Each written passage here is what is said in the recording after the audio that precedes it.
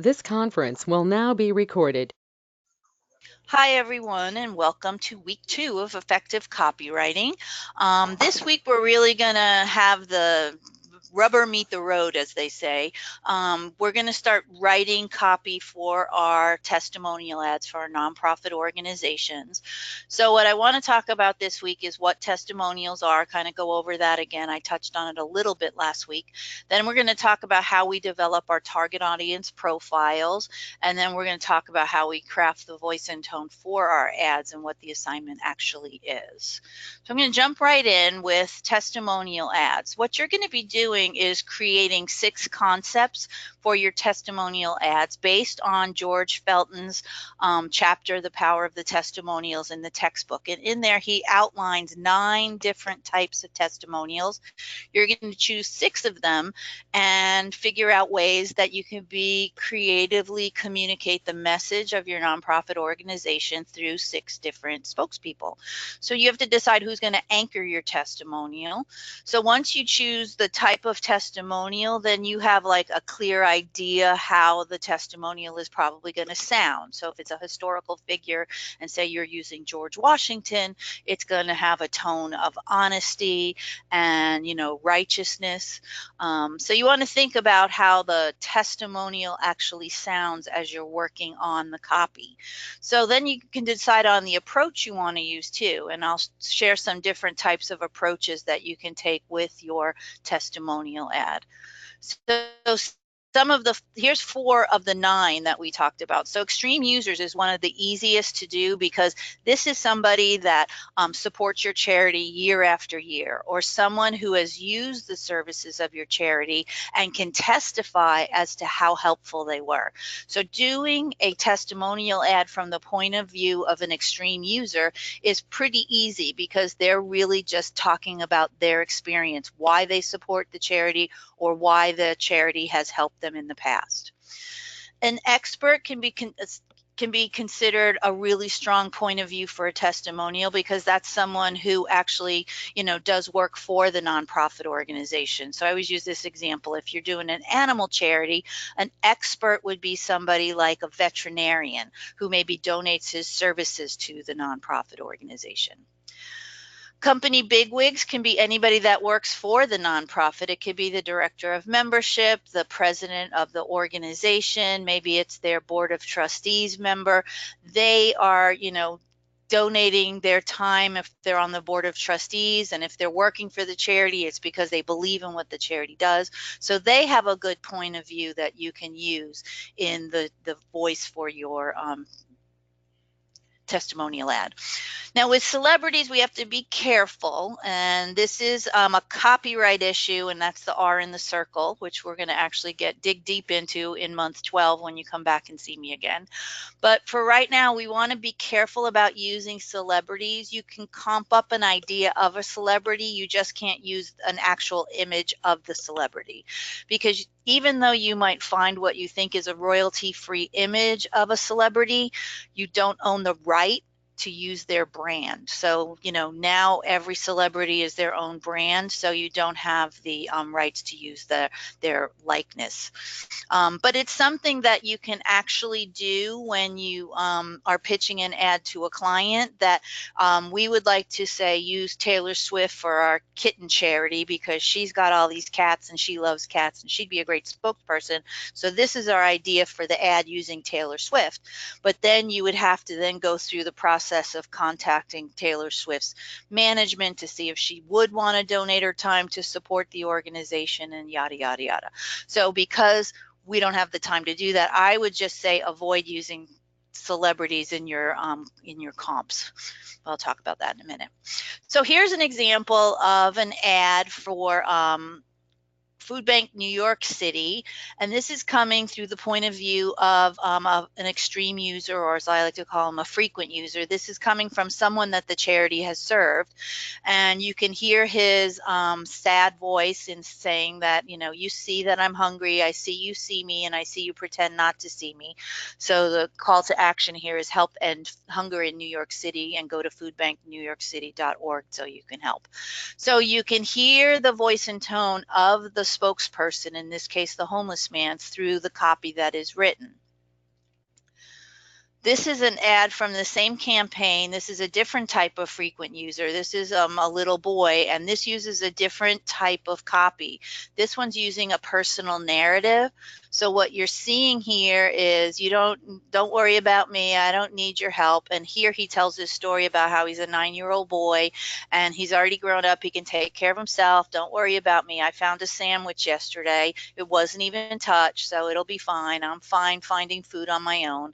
So hearing his personal story could be something that someone reading the ad might connect with. Like, the little boy at 9 years old shouldn't be out there trying to find his own food. So how can I help? Oh, I can go to foodbanknewyorkcity.org and make a donation.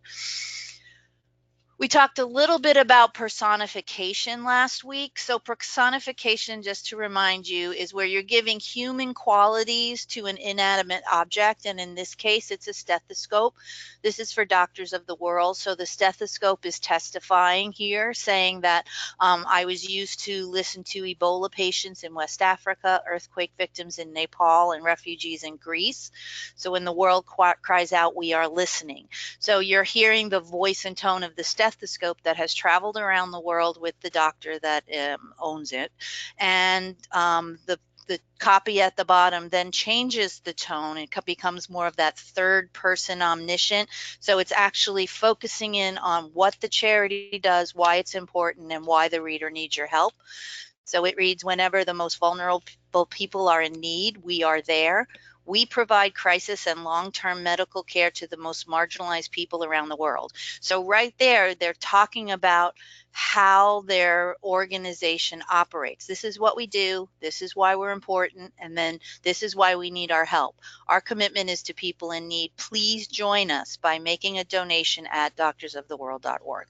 So it's really important, as you're thinking about your testimonial ads and you're starting to write copy around your concepts. You have this spokesperson, you're using 6 of the 9 that are on the list.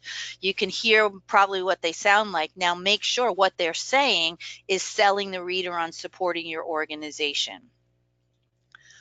So here's one for Red Rover, and this is coming through the point of view of a volunteer. So this could be considered an extreme user as well. She runs every day, she socializes every day, she does all these things every day, and she volunteers every day because she's a team member at Red Rover. So she's trying to inform the reader on why this organization is important, what they do. They help care for animals who have been rescued from crisis situations. And, you know, this is how you can help. Are you ready to volunteer? The question says at the bottom. Another ad from this campaign is coming from the point of view of not the person, but the thing. So it's using personification in the voice and tone of the dog. And it's saying, actually, if dogs could talk, they'd say, help, stop, no. And you can hear their plea. And Red Rover has awarded thousands of dollars in grants to help care for and shelter animals displaced by family violence. So you can understand the other thing the organization does by this other ad that's coming through the point of view of the dog. But in order to work on our concepts, we need to know who we are addressing. Who are we talking to with these testimonial ads? It's really important that you understand who your target audience is. So you're going to develop what's called target audience profiles, or personas. And a persona is just a fabricated archetype of a user that's going to represent the entire demographic, that entire age group. So say you're using young adults ages 18 to 30. You're going to do probably someone that's like maybe 19 or 20, and then you're going to create a persona about a second person. So what we want you to do is think about who is your target audience, because those personas represent the needs of real users. So that the more you know about these personas, the more you're going to know your target audience, and these can help guide your copywriting and your design process. So they help you understand the user so that you can direct your target message directly at them using the correct voice and tone. You're going to speak to a young adult very differently than you're going to speak to a senior citizen. So your target audience shouldn't be too broad. And I always use this example. I get it. Everybody wants to save puppies. We all love puppies. They're just great. So 2-year-olds want to save puppies. 29-year-olds want to save puppies. 90-year-olds want to save puppies. But that target audience from 2 to 90 is way too broad, because the way you speak to the younger demographic is completely different than the way you would speak to an older demographic. So you have to make sure your targeted audience isn't too broad. So I want you to narrow your scope, choose 18 to 30 or 25 to 54. Keep it narrow so that you can understand who it is you're speaking to. Now remember, every piece of advertising is meant to get that target audience to do something. Call now, go to this website, make a donation. That's what every piece of advertising out there is trying to get somebody to buy a product or call a phone number. They're always asking you to do something. So it's really important that you keep your end goal in mind, and the voice and tone should be directed at those people you're speaking to. Now, just to remind you, this is something you have to keep in the front of your head as you're starting to concept up your ads. The end goal for nonprofits for most ad campaigns is to raise money or raise awareness, or maybe it's an event that's usually a fundraising event. So all your calls to action should be directed at that audience to either give money or use, this is what our organization does, this is why we need your help. Okay, so let's talk about specifics when it comes to target audience profiles. So this is Stephanie. She's unmarried. She has a child. She's got 2 golden retrievers named Max and Chloe. This is a persona that was developed for one of the environmental causes that's on the list. So she's into outdoor sports like hiking, camping, and kayaking. She follows environmental causes on Twitter. She reads memoir and poetry, and she's into crafting. So these are all specific. She doesn't just read books. She reads memoir and poetry. Those are specific genres that say something about her. She's not just into saving the planet. She's an outdoors enthusiast, and she's into hiking, camping, and kayaking. She's not into jogging or spelunking or auto racing. So these specifics are really important as you start to develop your personas, that you dig down deep into these specifics. What you're going to be doing, and I want you to do this assignment before you start working on the ads, so I want you to develop your target audience profiles. In the assignment, you're going to have these pages templates. You have to download the Pages app. It comes with your Mac, but there's been a recent update. So go into your little app store and download your Pages application and open up these templates and just fill in all the blanks. So this one was for Earth Island Institute, and this persona's name is Rita Dean, and she lives in Portland, Oregon. She's 32. She's a female. She's got a BFA. She's a mixed media artist, and she makes about $50,000 to $60,000. Okay, you're going to be creating 2 different personas. So what you're going to do is when you open up the template, all this stuff is going to be blank. So you're going to dig down deep into the details. She lives with her same-sex partner who she met at an open mic night. They have 2 dogs named Ebony and Autumn and a cat named Nymphadora. So those things are important. If you're saying they have a dog, dig down deeper into the specifics of the dog. Name the dogs. Tell us what breed the dogs are. Talk about the social life that they have. She's into the local art and music scene. She works as an artist, so she wants to go out there. She's a vegetarian. That's an important type of specific. She likes taking the dogs hiking and kayaking. So of course she supports it. She's the perfect target audience member for Earth Island Institute, which is an environmental organization. So you're going to fill in all these target attributes and all the target demographics. Here's the second one. This is Kenny O'Brien. He is a 45-year-old male with a PhD in environmental science, and he's a professor. So you can see all his details are fully thought out here in the target attributes. He likes to read science journals. He posts on Facebook. He is a professor of English, and he's married to a professor of English, to Samantha. She's 45. They have a couple kids and pest fish. So The last thing you're going to do is you're going to write a story. Basically, walk us through a day in the life of your personas. So here, Kenny is, he's a typical science teacher, and his students love him for it. He's a big science nerd. So he knows about dark matter and he knows about water, but astronomy has always been his personal interest, where Earth's environment is his work interest. He's passionate about the environment. He's a high school science teacher. Early in his career, he was able to inspire students. So here they're talking about like what makes this guy tick, because the more you know about Kenny and the more you know about Rita, the easier it's going to be to write copy directed at these people. So develop your target audience profiles assignment first, so that as you start to write copy and concept up your ads, you understand who your target audience is. Okay, we'll go over a little bit more on that assignment in a minute. So personas are also important because they help you avoid self-referential design. Self-referential design means using your personal opinion of what you like in your design. It's not about what you like, it's about what your target audience likes. So just because you like pink doesn't mean your target audience likes pink. So understanding your personas by developing these target audience profiles, you're really going to get down into who these people are and what makes them tick, so you can speak to them and direct your design decisions directly at them. So George Felton in the textbook, you just read the chapter on voice and tone for the paper in week 1. He says, quote, "Voice is made of a myriad of things, the words you choose and the words you avoid, the sentences you write, the amount and the kind of detail you use, what you're talking about, what your point is, how you organize the writing, and who you are talking to." So those are really, really important details to remember. Okay, so you're taking the template, you're going to create 2 target audience profiles by filling in the template and telling us a story about the person.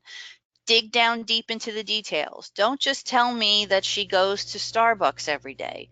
I want to know that she goes to Starbucks every day on her way to work and orders a venti skinny vanilla latte with coconut milk and 3 Splenda. So the details are what I'm really looking for. So make sure you dig down deep into the details. This particular project is due on Sunday at 11:59 p.m. There's nothing due in the middle of the week, so you have all week this week to work on these 2 assignments. So let's talk about the second assignment. The second assignment is all about developing these concepts, these 6 different types of testimonials. So you're going to read in the assignment, it gives you instructions on what to read. You're doing the tutorials with Craig Smallish. So pay attention to what he says in the tutorials, because he talks a lot about sketching and how your goal of your sketching is to just get the idea down on paper, look for that hook, and make sure that your concept is communicating the message of the nonprofit organization. That's the main deal of these ads, is to convey the message of the nonprofit organization so that the call to action works. So what you're going to think about doing is think about what the goal is. It's either to raise money or raise awareness. So what's the message? Think about who this spokesperson is, who you've chosen for these 6 different types of testimonials, and how they're going to say it. You're going to do this based on the research you just did on your target audience profiles. You've defined them so you know who you're speaking to. So you want to think about that customer. You need to know what their needs are. That's why last week we focused in on Settle and Alric's 15 catalog of needs, so that you understand the psychology behind advertising. So with the 2 personas that I showed examples of, they are really into the outdoors and they're science teachers, and they really believe in supporting environmental causes. So establishing their core value, connecting to their needs, you can understand that through the development of the personas. So how do you start coming up with these concepts? Well, read about all 9 different types of testimonials in the Felton chapter, because you're doing 6 of the 9. You're not doing 6 of the same one. You're not doing all extreme users or 6 historical figures. You're doing 6 different ones of the 9 that are listed. So what happens if you choose, say, a historical figure and you're like, okay, now how do I step into that historical figure's shoes and think about how he would sell my nonprofit organization to my target audience that I know intimately now because I develop my personas? Well, storytelling is a really great way to think about how that person would talk to the target audience in terms of a personal narrative. I showed the example of the little boy telling his story about how he found the sandwich.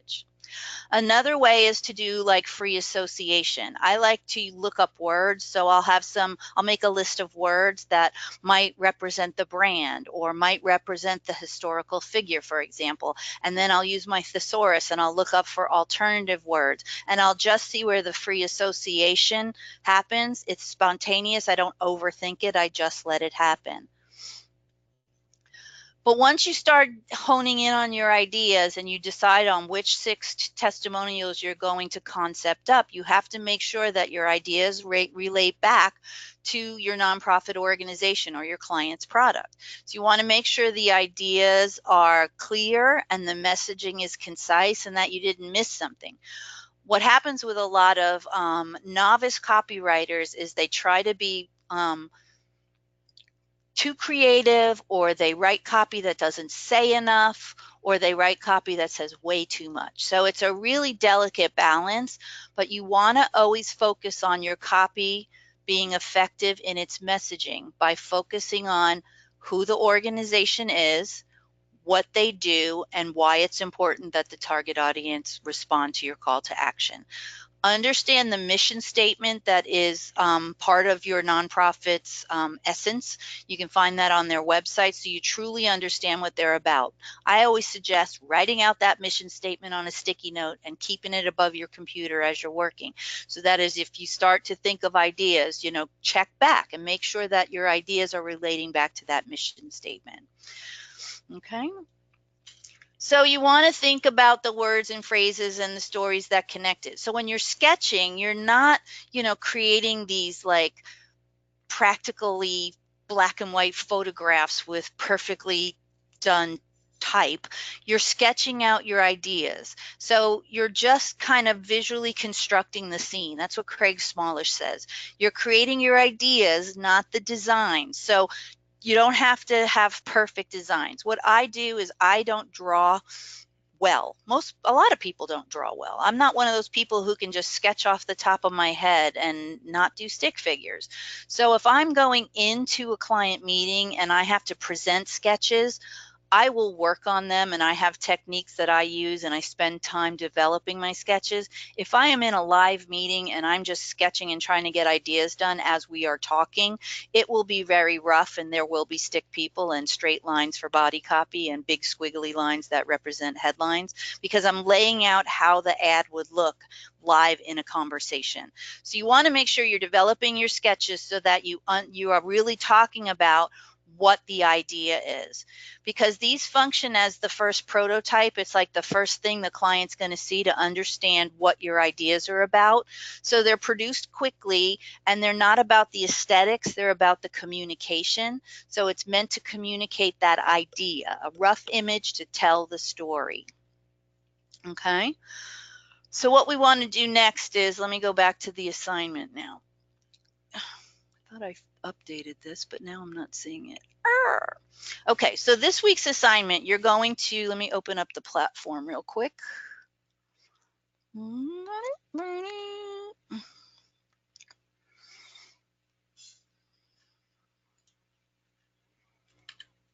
Get into the assignment so we go piece by piece over the 6 sketches and the rationales that you're going to develop. Let me come down here and go here.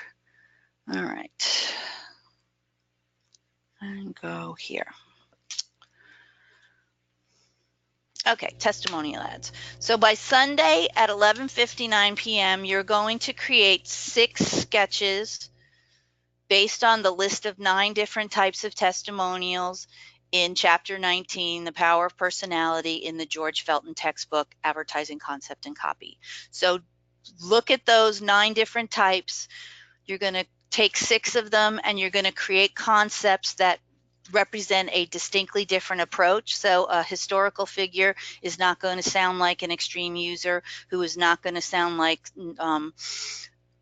not the person but the thing type of testimonial. So read through those and understand what each of these 9 are, and then pick the 6 that you can figure out concepts for.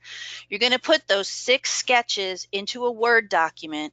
Underneath each of the 6 sketches, you must write a rationale discussing what your concept is and how it communicates clearly the message that you are trying to create in the ad. So, like I'm going to harp on all month long, when you are saying something like, this is an example of the extreme user, use George Felton's words to define what the extreme user testimonial personality is. Quote from the text. We want to see that you're engaging at the graduate level with the resources that we are giving you. So the best way to do that, and the best way to get a good grade, is to show that you're using the resources by quoting directly. So each of your 6 concepts should have a definition from the Felton textbook with in-text citations in proper APA style, explaining what that concept is, the type it is, the definition of that type, and how it's working in this concept. So the first thing you're handing in is the 6 sketches with the 6 rationales in a Microsoft Word document. Then what you're going to do is we're going to take it to the next step, and we're going to choose the 3 strongest concepts. So out of your 6 that you develop, choose the 3 out of the 6 that you think are the strongest. And now we're going to create a comp using InDesign that's going to have the headline, the subhead, the body copy, and the call to action. So let me pop back over here and talk about comps. Well, comps are the detailed concept that shows the client what it is you're thinking about. So they're executed in a level that really details what the messaging is and what the images look like, and maybe the typography and how the logo is going to sit, how the call to action sounds. So the comps are more detailed than the sketches. The sketches just might show the concept itself and some ideas of how it might look in an ad. The comp is actually the ad. So in the assignment instructions, I give you down here some, this is actually from an actual magazine. This is a mechanical specification. So you want to create a full page ad that are, that the trim size is the 8.25 by 10 and 8.75, and that the bleed sticks out like a 1/4 inch past that, and then the live area is inside that, so when the magazine is trimmed. So use these types of heights and widths to set up your document, and then go out and find a photograph that represents the concept that you sketched out. Because what you're going to do is you're going to create these comps that look like the ads that you're pitching to the client. You want the client to really be able to understand what it is you're talking about. So oftentimes they'll include the photograph, or if you can't find the photograph right away, just sketch something up that's going to represent say it's going to be an up close image of a homeless person, like I showed earlier, or maybe it's a mid shot of a homeless boy, or maybe it's not the person but the thing. So you're using the cardinal to represent the Audubon Society, and the testimonials coming through the point of view of the cardinal. So you want to make sure that your ad comps are demonstrating to the client the direction that the campaign is taking. So Craig Smallish says in the tutorials that you're working on this week, oops, I didn't mean to do that. I do that all the time, that there are 2 reasons to produce a comp. The first is as a visual tool for communicating your idea so that the client really understands.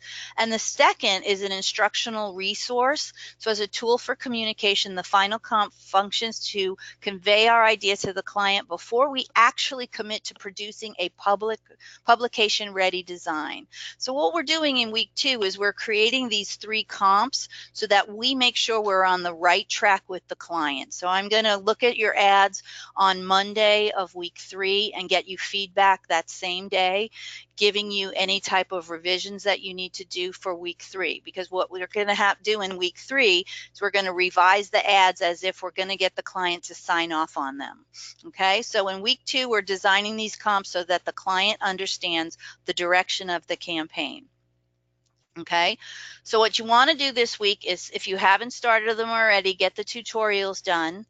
Then develop your target audience profiles by completing that assignment. Download the pages templates and fill them out. Really delve deep into those details. Then you're going to create your 6 sketches, your concepts based on 6 of the 9 different types of testimonials that Felton covers in the textbook. And then from those 6 concepts, you're going to develop 3 comps using InDesign.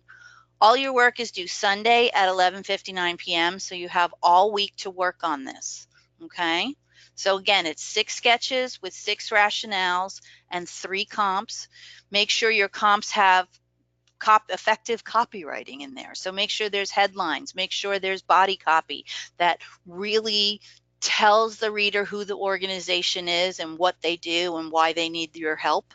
And that call to action should be clear. You know, go to this website and make a donation, click this QR code, come out to our event on Sunday, June 24th. Think about that. And your target audience profile should be done first. Okay. Any questions about anything I covered as of right now? Hold on, let me open up the microphones. So far, I have none. Okay. What I want you to do as you're looking at the platform and you're looking at all this, I give you guys a whole bunch of stuff to look at. So go ahead and look at that. Here's all your resources that you can use.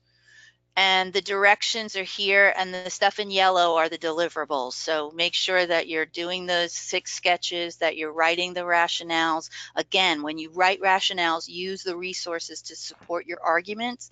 Make sure your comps have copy in it that effectively communicates the messaging, and use InDesign to compose your ads, because that's what we do in the real world. We do our photograph imagery stuff in Photoshop. We design logos and vector graphics in Illustrator, and then we put it all together in InDesign, and then you export it according to the magazine specifications, and then it's camera ready. So you're going to produce 3 PDFs from your InDesign comps. So you want to put your 3 PDFs of your comps along with the Microsoft Word document with the 6 sketches and 6 rationales by Sunday. Okay? All right. If you're watching this on the archive and you have any questions, reach out to me, send me a message through FSO, call me during office hours, set up a one-on-one go-to meeting. But there's a lot to do this week, so don't put it off till the weekend. Get started on it now. Make sure you're watching the tutorials and you're understanding, because Craig Smallish really shows you how to develop a concept, and he does a really good job with it. So I highly recommend that if you haven't started the tutorials, you get started on those first. Okay, I'm going to stop the recording now.